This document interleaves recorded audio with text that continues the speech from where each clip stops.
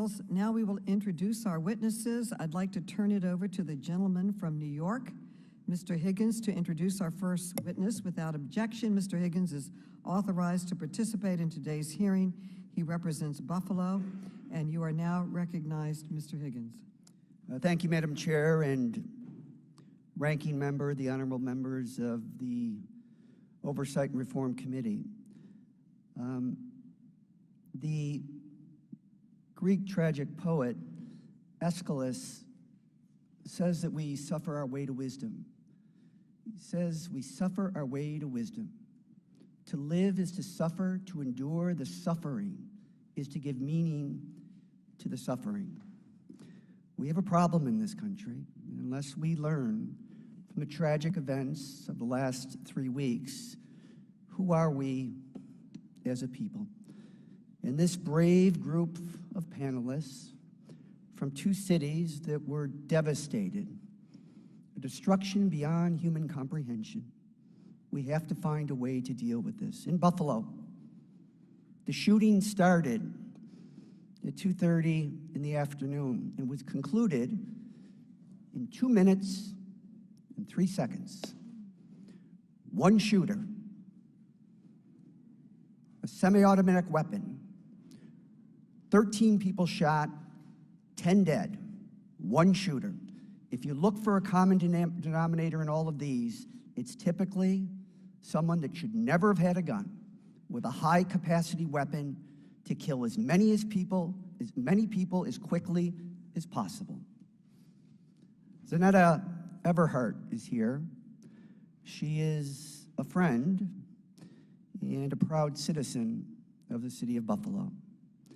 Zeneta is with us today as the mother of a Buffalo mass shooting survivor, Zaire Goodman. Zaire was working at the Tops Friendly market that was targeted by a white supremacist, racist, deranged gunman. Zaire is also a colleague in government. She is the Director of Diversity and Inclusion for my friend and colleague, New York State Senator Tim Kennedy. Zeneta's story is both tragic and magic. And with that, it gives me great honor to present to the committee Zeneta Everhart.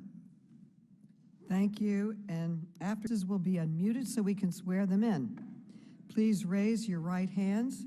Do you swear or affirm that the testimony you are about to give is the truth, the whole truth, and nothing but the truth, so help you God?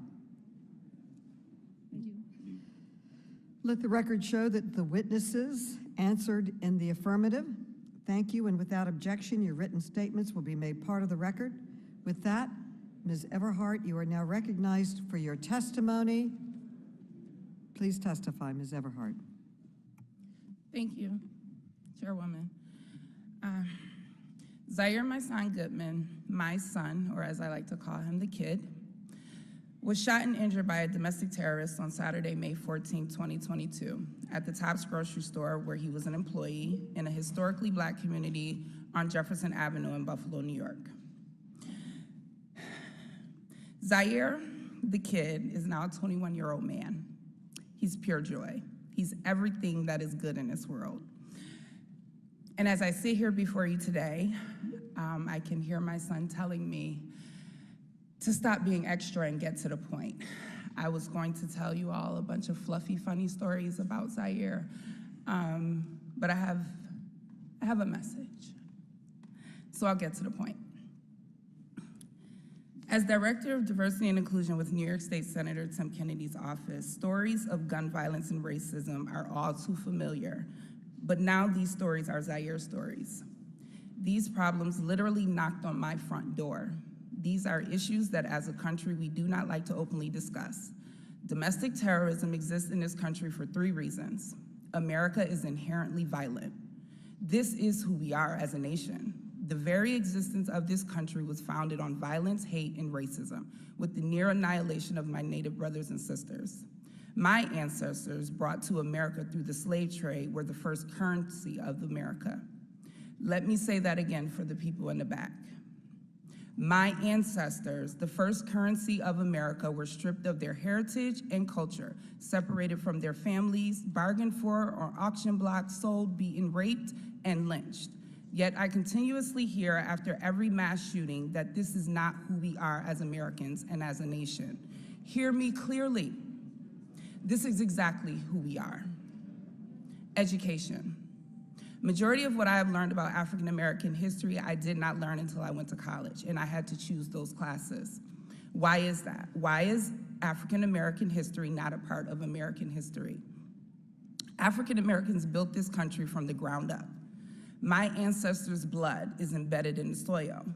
We have to change the curriculum in schools across the country so that we may adequately educate our children. Reading about history is crucial to the future of this country. Learning about other cultures, ethnicities, and religions in schools should not be something that is up for debate. We cannot continue to whitewash education, creating generations of children to believe that one race of people are better than the other. Our differences should make us curious, not angry. At the end of the day, I bleed, you bleed. We are all human. That awful day that will now be a part of the history books, hopefully, let us not forget to add that horrific day to the curriculum that we teach our children. Guns. The 18-year-old terrorist who stormed into my community armed with an AR-15, killing 10 people and injuring 3 others, received a shotgun from his parents for his 16th birthday. For Zaire's 16th birthday, I bought him a few video games, some headphones, a pizza, and a cake. We are not the same. How and why? And what in the world is wrong with this country? Children should not be armed with weapons. Parents who provide their children with guns should be held accountable. Lawmakers who continuously allow these mass shootings to continue by not passing stricter gun laws should be voted out. To the lawmakers who feel that we do not need stricter gun laws, let me paint a picture for you. My son, Zaire, has a hole in the right side of his neck, 2 on his back, and another on his left leg, caused by an exploding bullet from an AR-15. As I clean his wounds, I can feel pieces of that bullet in his back. Shrapnel will be left inside of his body for the rest of his life. Now I want you to picture that exact scenario for one of your children. This should not be your story or mine.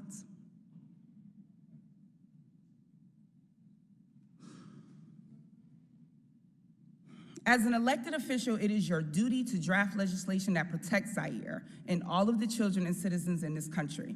Common sense gun laws are not about your personal feelings or beliefs. You are elected because you have been chosen and are trusted to protect us. But let me say to you here today, I do not feel protected.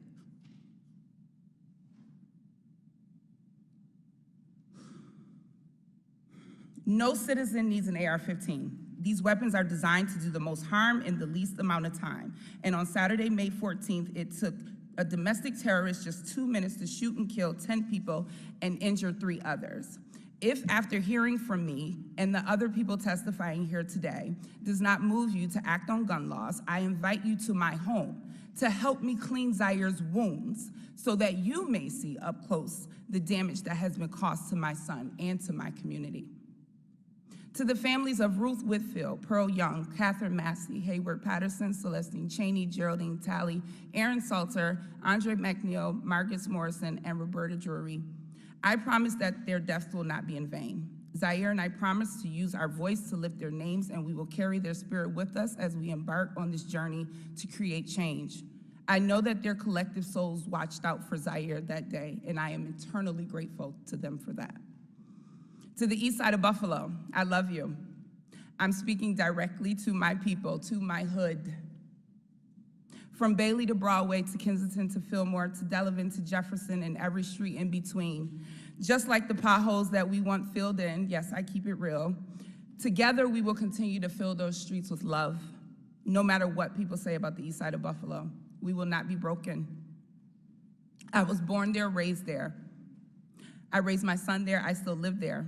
and I do the majority of my professional work on the east side of Buffalo. I vow to you today that everywhere I go, I will make sure that the people hear the real stories of our people. For too long, our community has been neglected and starved of the resources that we so greatly need. I promise that I will not stop pushing for more resources to be funneled into the east side of Buffalo. Each and every person that lives within that community, we are family. Not a perfect community, but I know that we are love. To the greater Buffalo area, to everyone from around the country and the world who have reached out and loved on us. On behalf of Zaire, Zaire's father, Zaire Goodman, my mother, my father, my sisters, my brothers,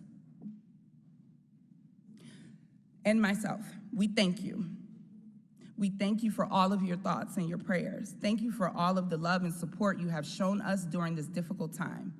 But I also say to you today, with a heart full, from the outpouring of love that you all so freely gave us, your thoughts and prayers are not enough. We need you to stand with us in the days, weeks, months, and years to come, and be ready to go to work and help us to create the change that this country so desperately needs. And I will end with a quote from Charles Bloom in his book, The Devil We Know.